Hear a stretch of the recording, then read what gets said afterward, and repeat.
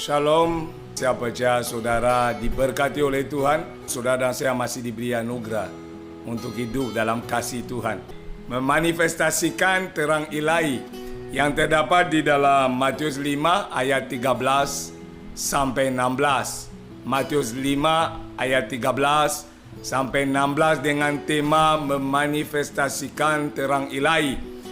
Judul perikopnya adalah tentang garam dan terang dunia. Kamu adalah garam dunia. Jika garam itu menjadi tawar, dengan apakah ia diasinkan? Tidak ada lagi gunanya selain dibuang dan diinjak orang. Kamu adalah terang dunia. Kota yang terletak di atas gunung tidak mungkin tersembunyi. Lagi pula orang tidak menyalakan pelita, lalu meletakkannya di bawah gantang, melainkan di atas kaki dian, sehingga menerangi semua orang di dalam rumah itu. Demikianlah hendaknya terangmu bercahaya di depan orang, supaya mereka melihat perbuatanmu yang baik dan memuliakan Bapamu yang di sorga. Amin. Bicara terang saudara adalah hal yang secara umum kita memahami tentang cahaya. Tetapi saya mengambil beberapa definisi terang di dalam Kamus Besar Bahasa Indonesia supaya kita memahami dengan makna yang lebih baik. Yang disebut di sini adalah yang pertama, keadaan di mana orang dapat lihat dan mendengar. Itu yang pertama. Selanjutnya dikatakan nyata, jelas, cerah, bersinar, bersih, jernih, cahaya, sah atau yang terbukti. Jadi itu adalah terang-terang adalah sesuatu yang nampak, sesuatu yang nyata, sesuatu yang jelas, dilihat, dialami oleh orang lain. Oleh karena itu Alkitab mencatat di ayat yang baru kita renungkan tadi, bahwa kita adalah terang, bukan akan menjadi terang, bukan.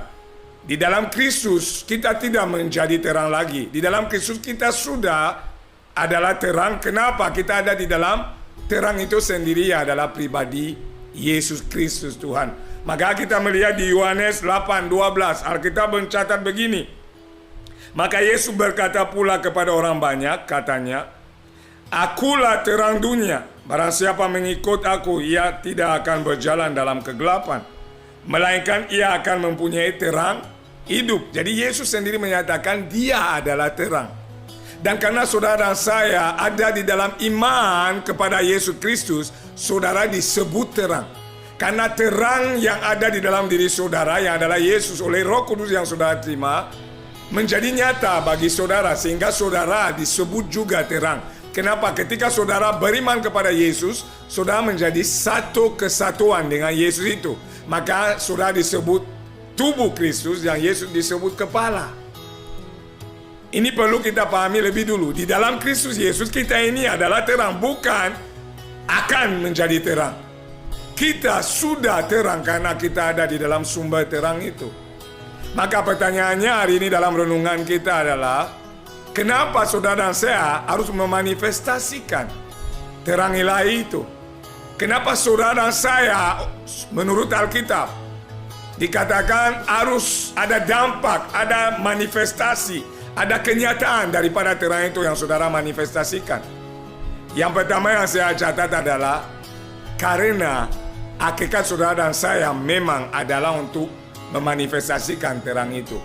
Hakikat kita adalah terang. Maka kita sebagai terang harus memanifestasikan terang itu. Kita lihat dulu ayatnya saudara. Kita membuka ayat yang ke-14. Kamu adalah terang dunia. Kota yang terletak di atas gunung tidak mungkin tersembunyi. Jadi ada 14 menyatakan saudara dan saya adalah terang.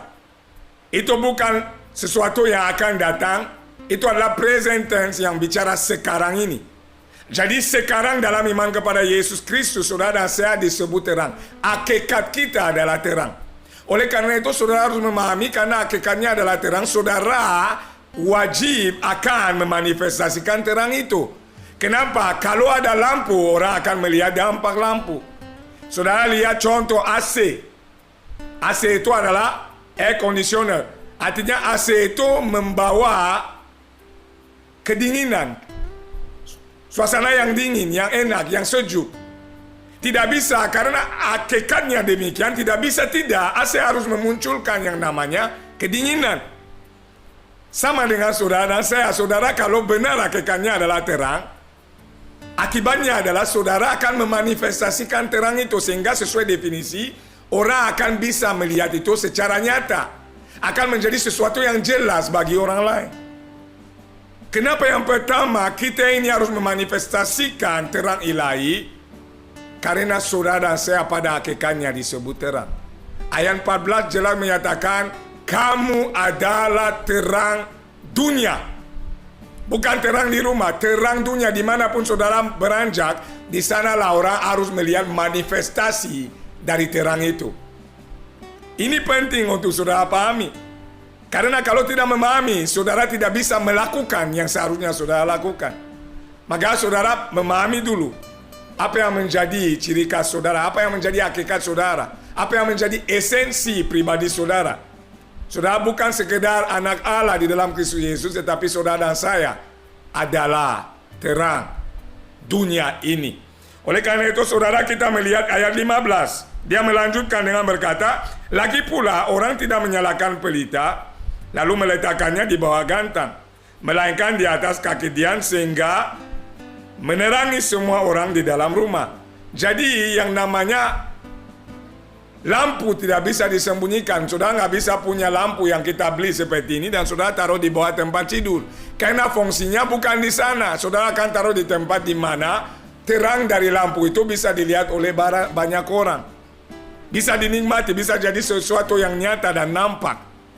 Itu sama dengan kita. Tuhan menempatkan kita di dunia. Dia berkata kita bukan berasal dari dunia ini. Kenapa? Kita telah dilahirkan kembali dalam kasih karunia di dalam Yesus Kristus.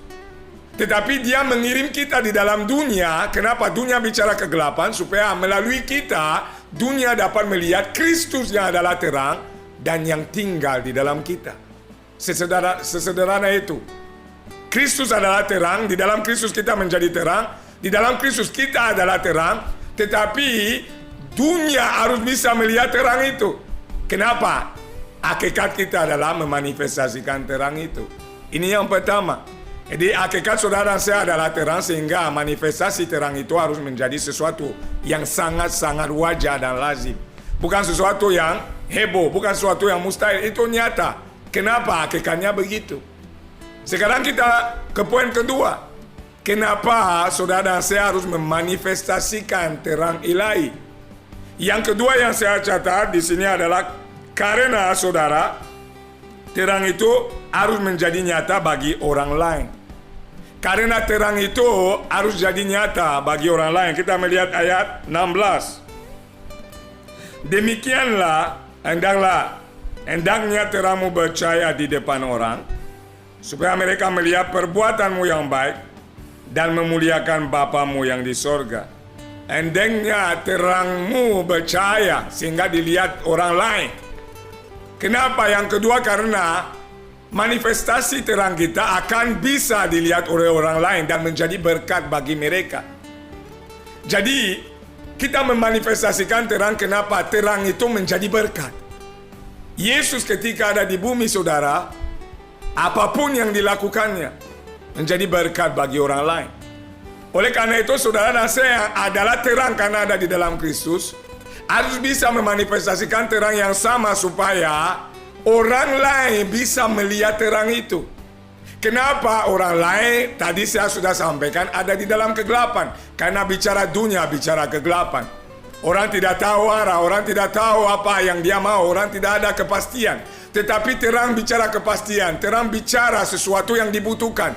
Oleh karena itu, saudara saya harus memanifestasikannya, sehingga orang di sekitar kita dapat melihat Kristus yang adalah terang melalui kita. Itu penting. Maka kita disebut saksi-saksi Kristus. Tentunya saksi mewakili orang yang disaksikan. Kita menjadi terang dalam anugerah Tuhan untuk orang lain dapat melihat terang itu, dan melalui terang itu orang dapat datang kepada terang itu. Dunia tidak suka kegelapan. Lihat manusia, tidak ada manusia yang suka kegelapan, kecuali dia mau melakukan kejahatan. Orang yang mau melakukan kejahatan cari tempat di mana tidak bisa dilihat. Tapi ingat baik-baik definisi terang tadi, dia dilihat, dia jelas, dia nampak. Sehingga orang yang di dalam kegelapan tidak mau ada di tempat orang melihatnya. Pencuri tidak mau datang siang hari. Orang yang berzina cari tempat yang tersembunyi untuk melakukan perbuatan yang jahat itu. Kenapa demikian? Karena itu kegelapan. Tapi terang itu selalu nampak sehingga orang perlu melihat terang. Dan terang itu selalu akan muncul, saudara, dalam aplikasi hari-hari ini adalah melalui perbuatan saudara.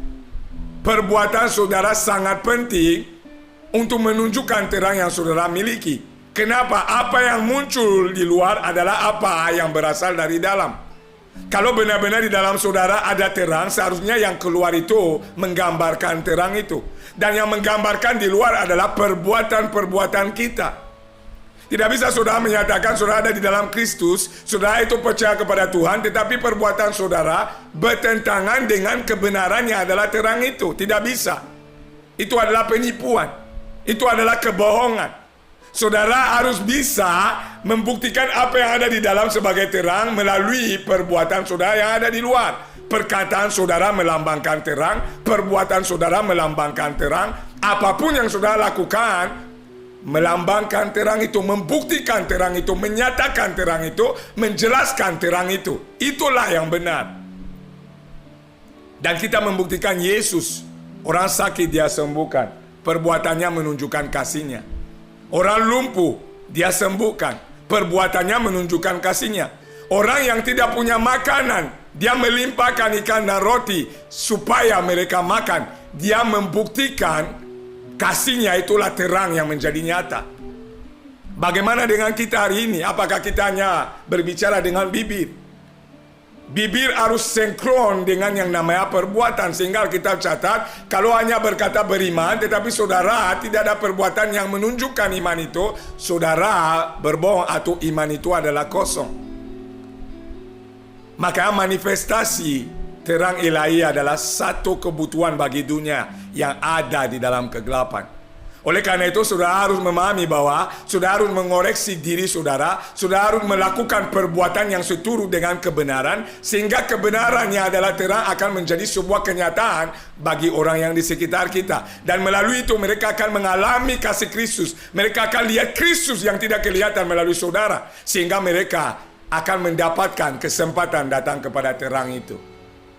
Ini yang kedua saudara, dan tidak bisa dipungkiri. Sekarang saya ajak saudara lihat satu ayat yang penting di dalam 1 Yohanes 2, di mana dikatakan, barang siapa mengatakan bahwa dia ada di dalam dia, ia wajib hidup sama seperti Kristus telah hidup. Itu adalah 1 Yohanes 2 ayat yang ke-6.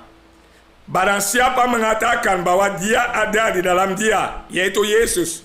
Perhatikan kata ini. Ia wajib hidup sama seperti Kristus telah hidup. Dia wajib.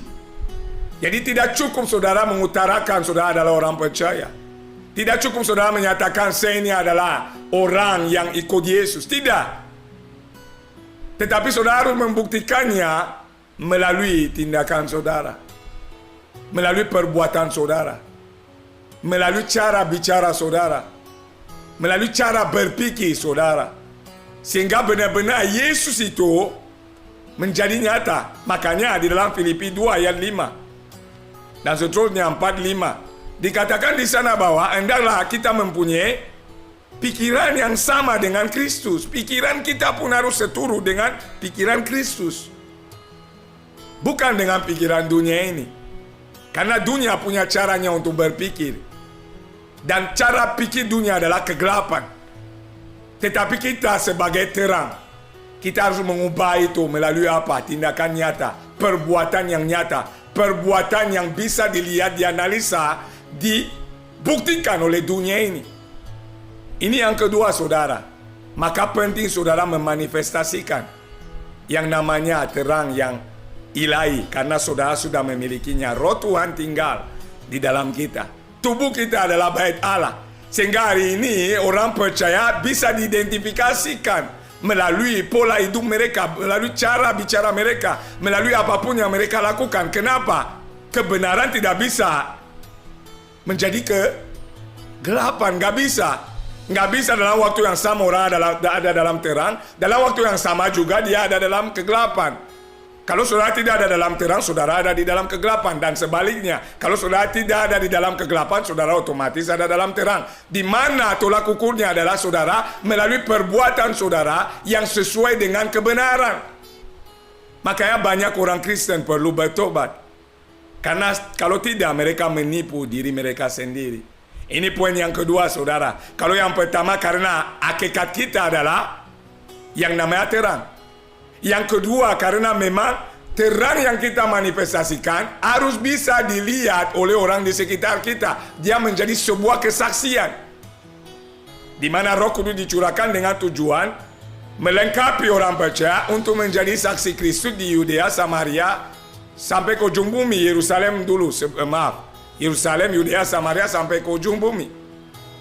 Dan sebagai saksi itu saudara harus bisa membuktikan apa yang saudara saksikan. Melalui apa? Poin kedua menyatakannya melalui pola hidup kita, melalui perbuatan kita. Maka ayat 16 jelas dia berkata, demikianlah hendaknya terangmu bercahaya di depan orang. Kalau tidak, saudara dan saya menjadi batu sandungan. Bukan percaya, saudara justru membawa kegelapan bagi mereka yang sudah di dalam gelap. Mereka semakin terjerumus dalam kegelapan. Tetapi karena kita ada dalam terang, kita adalah terang, kita akan percaya sehingga orang lain akan lihat, oh si A itu baik. Orang kesulitan kita bantu, orang sakit kita kunjungi, orang kekurangan, kalau kita ada kelebihan kita bantu mereka. Tindakan kita adalah nyata, bukan sekedar omong kosong. Itulah saudara hakikat terang itu.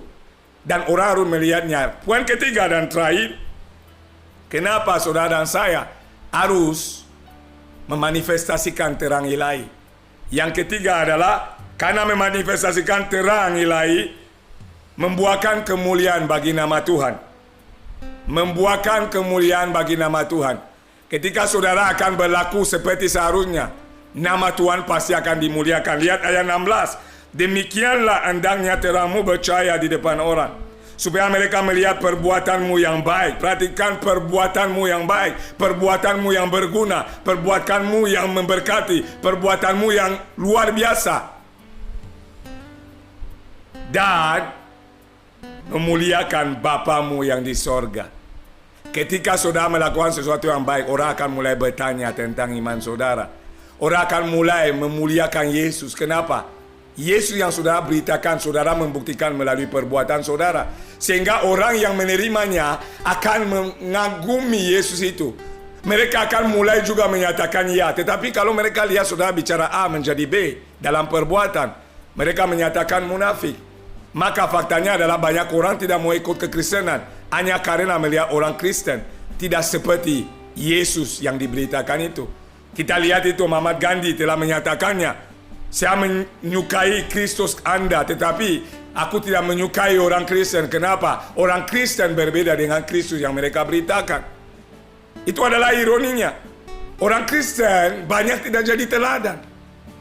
Dan tidak mungkin mereka orang seperti itu disebut terang. Kenapa? Terang itu selalu berbuah kebaikan, berbuah kemuliaan bagi nama Tuhan. Ini poin ketiga, saudara. 3 hal ini penting untuk kita pahami, sehingga kita akan menjadi berkat buat banyak orang ke depan. Jadi yang pertama, kita menjadi terang. Kita memanifestasikan terang. Karena apa? Hakikat kita adalah terang. Yang kedua, karena orang lain perlu melihat terang itu melalui perbuatan kita. Yang terakhir, karena itu mendatangkan kemuliaan bagi nama Yesus. Saya menyatakan shalom. Tuhan Yesus memberkati saudara dan tetap pegang iman kepada Yesus. Amin.